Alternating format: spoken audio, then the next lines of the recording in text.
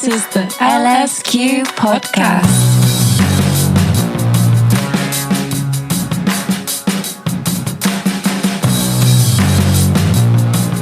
Hello, welcome to the LSQ podcast. I'm Jenny LSQ. It's the start of a brand new season of the show and an episode packed with goodness.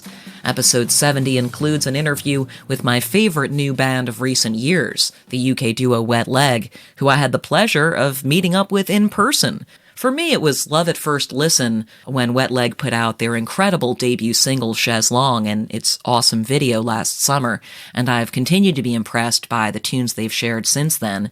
In April, they'll release their self-titled debut album via Domino Records, and I'm so thrilled I got to meet Rhian and Hester for this introductory chat.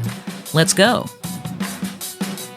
Hi, Wet Leg. Hello, Jenny. How are you? Hello, Jenny. We're here in Brooklyn, and it's Wet Leg's first time in New York, and I just got to see them play the other night at Union Pool, which was glorious, truly. You know, one of those first times seeing a band where I was like, I knew this was going to be a classic, but it was even better than I thought it would be. But yeah, so tell me, how did you guys first get together? You knew each other just from mutual friends, or you went to school together or something? How did you first meet? We were at college together, so we met when we were like 17. How did you get to be tight? Probably just like through hanging out on the Isle of Wight after like everyone else had left. Do you know what I mean? I was the dregs. You were like, okay. I was the dregs. No, I was the only dregs. one left. We were like friends at school, but I don't know why we didn't really like hang out. You had a boyfriend. I was very introverted. I also had a boyfriend. I'm like saying that so like accusingly. You had a boyfriend, so you couldn't hang out with me. I definitely don't have a chip on my shoulder about friends doing that. So what sparked off this, the idea to do a band together? So it was after I was playing some solo shows that I just kind of, I don't know, I got booked, like it was like at the beginning of the summer, I played like the first festival slot that I'd been booked for in the summer, and I just started crying in the second song. I was like, oh dear, I hate this. Being up there on your own and that kind of thing. Yeah, and so then I plucked up the courage to ask Hester if she'd want to like play the rest of the shows with me. And he said yes, and we had some rehearsals, and it was so scary. We were so petrified of each other. I think for me, it was like one of the first times of doing music with just another woman. Like before, there'd always been like a boy, like trying leading the way. And then for like just the two of us to be like, well, we put ourselves in this room together. It was like, there's no voice here to tell us what to do. It sounds really silly because, of course, now it's the best thing. And it's great to kind of have so much autonomy over a thing and like be leading the way. Now we have a gang of boys that we take with us everywhere, and they're fabulous. Tell me a little more about kind of that evolution from a songwriting standpoint or a creative standpoint. How did you begin to go from this sort of like, oh, this is weird to, envisioning this thing that Wet Leg has become? Because you're obviously both kind of, quiet people, but you really stepped into the personality of this project. I think it was just a pretty like gear shift decision to be like, okay, we're going to start a band and we're both going to play guitar, even though I couldn't play guitar. I literally like never really picked one up before Wet Leg. I love this of the story so much. Rhian basically learned how to play guitar by writing the songs, and which I just think is like very cool. With like loads of encouragement and support from you. We never really thought it would be like a serious band, and I think that's something that has kind of like helped it come from a really authentic and genuine place. I think we both got to a point where we were like, we need to let go a little bit, and like if music is an important part of life for us, then taking some pressure off can only be a good thing and give us room to enjoy it more. Yeah, it was supposed to just be a hobby.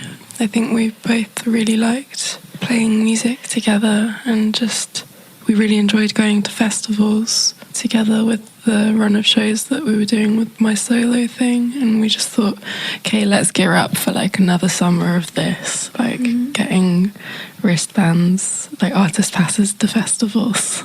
Was there a particular kind of musical breakthrough moment, or was there a song that kind of made you feel like instead of it being a hobby, because, you know, all the steps in between what you're describing and getting a record deal and recording your songs and your album and stuff like that, you must have at some point had to be like, yeah, we are doing this. This isn't, you know, just our summer fun wristband getting project. This is like, we're going to put ourselves into the position of having to stress out about it a little bit now, you know? Did that decision come from feeling like the music is strong? Let's just go for it. I feel like we were kind of led into it. Our bass player at the time introduced us to our manager, who had heard Chaise Long and seen the video we made for it. But the whole time we were like, let's just see how this goes. Following like a rabbit and also, down the hole. And like so surprised because Chaise Long was not meant to be a thing. We were writing different music at the time, and Chaise Long just kind of like appeared in a way.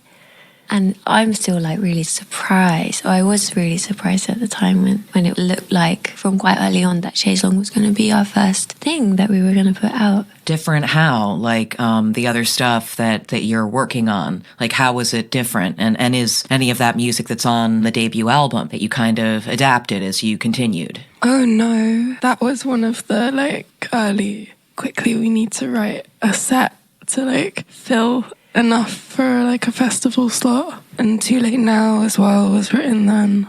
So like more chordy throughout the whole sort of song, whereas like Chaise Long was like programmed initially. George, who plays keys with us, he's my boyfriend. So we were like, my boyfriend, My wife. Yeah, I just felt like I had to say that because it was like, well, I shouldn't have to. I retract I'm it. sorry I made fun of you. It's okay, it's my wife. So we demoed that, and it was like drum machine in the computer and like fuzzy MIDI keyboard. You can hear the demo if you've bought the 7-inch of Chaise Long. It's on the B-side. I mean, it's not that I don't believe you when you say you didn't know that song was great already before someone started to say that's the single, but that song is fucking great. I hope you now sort of can see, like, wait a minute, we really fucking nailed it with that one. Yeah, we loved it. Like when we like first made it, and like the next morning listen back and be like, oh my god, this is like so dumb. Yeah. Honestly, I've listened to Chaise Long like approximately 1 million times. And I'm wondering, what are some songs in your life, or even just recently, that you've listened to 1 million times? On my Spotify Wrapped thing, it was Big Thief Masterpiece. Don't quite know if I made 1 million listens to it this year, but it's up there. I think like the Chats, Smoko, I think that has like really influenced kind of the way that I want to write. I don't know that. I'm on Smoko, so You'll leave me love it. alone. You'll love it, and the video is also really good. Okay. It's just like I really feel like they've set the bar of like silly but really cool. Well, the silliness thing, I mean, that's definitely, to me, like a wet leg thing.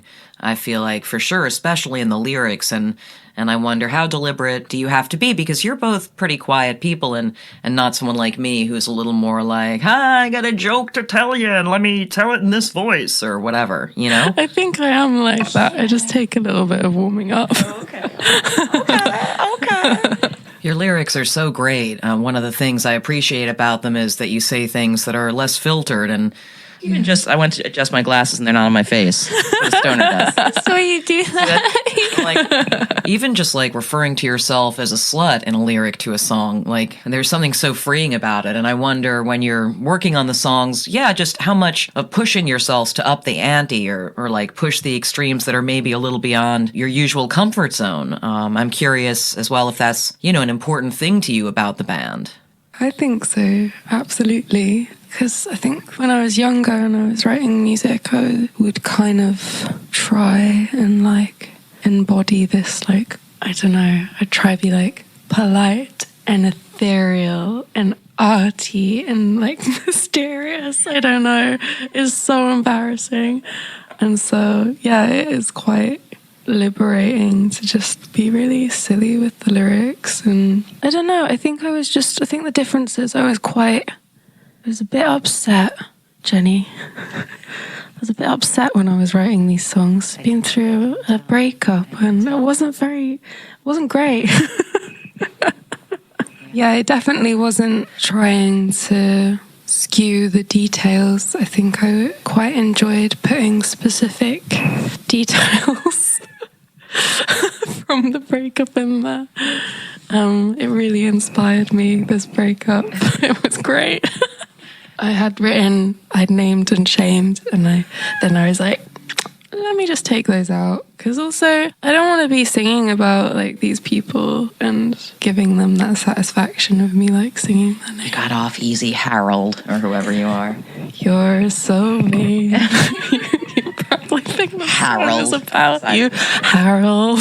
So all of this stuff now that's happening, that seems like you guys didn't, really expect to be doing this quite so big and large by late 2021, right? I mean, this is really all just in this calendar year that it kicked up, right? I think we released Chaise Long like 6 months ago, Hester.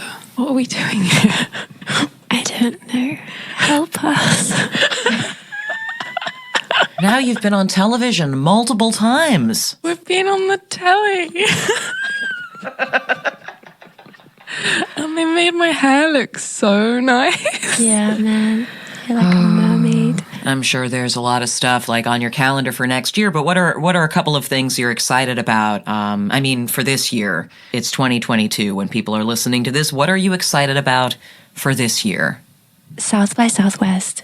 That's going to be nice. I can't imagine it. And we know so many artists and bands from the UK that are going. So it'll be really bizarre to just see people in this like other level of the simulation. And touring around the world. Yeah. We're going to go to Mexico City. We're going to support idols, which is funny because we definitely, when we started the band, we were like, we're going to start a band and it's going to be called Wet Leg, and then we're going to support idols and it's going to be really fun. Like, when you just like... All as like a joke. It was just such a joke. And that is when you feel like you're living in a simulation, when things you said as a joke start to happen. So keep on joking, joke big. That's the thing. Thanks so much for meeting up with me to do this. It's so great to meet you. Oh, it's really nice to chat with you, Jenny.